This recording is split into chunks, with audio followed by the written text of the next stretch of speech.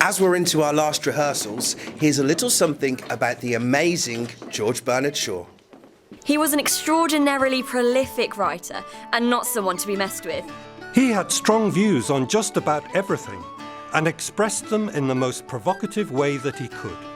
For example, he denounced both sides during World War I as being equally at fault and equally reprehensible.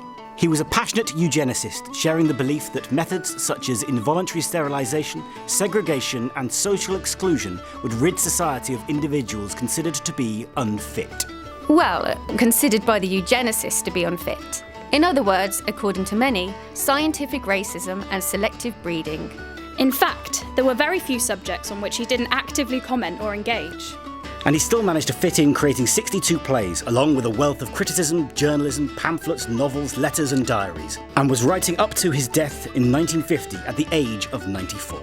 He turned down every state honour offered to him, but accepted the Nobel Prize for Literature in 1925. Scenes from Shaw on May 24th and May 25th is a unique opportunity to see some of the very best bits of his work. Pygmalion, which of course forms the basis of My Fair Lady, explores loads of themes. Most importantly, that social class isn't the be-all and end-all.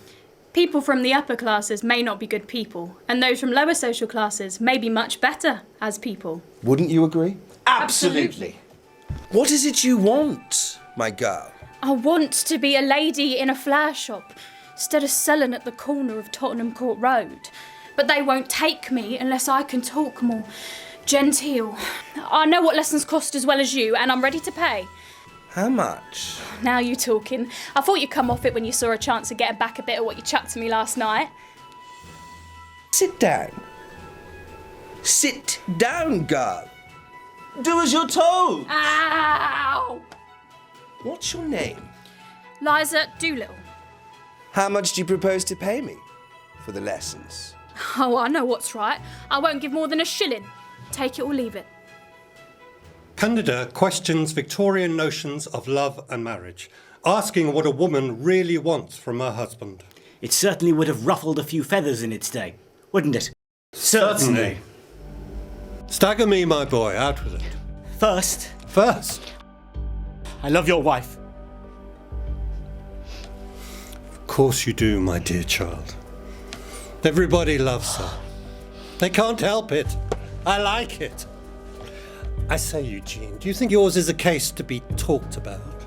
You're 20, she's over 30. Doesn't it look rather too like a case of calf love? You dare say that of her? You think that way of the love she inspires? It is an insult to her! To her? Eugene, take care. I have been patient. I hope to remain patient. But there are certain things I won't allow. Don't force me to show you the indulgence I should show to a child. Be a man. Fanny's first play ended up having the longest run of any of Shaw's plays. As well as satirising theatre critics, Shaw was not a fan. It also sent up drawing room comedies, which were also popular at the time. Is that right? 100%. Have you ever been in a police court, Juggins? Yes, madam. Oh, I hope you weren't exceeding, Juggins. Yes, madam, I had. I exceeded the legal limit. Oh, that!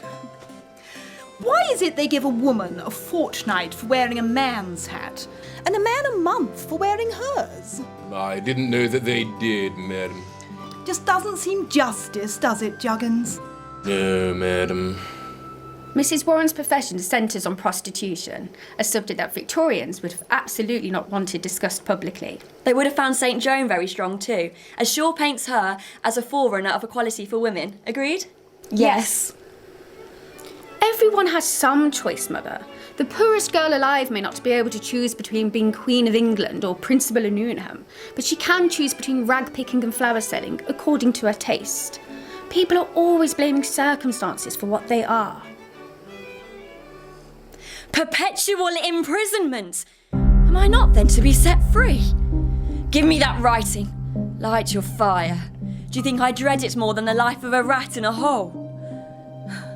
My voices were right.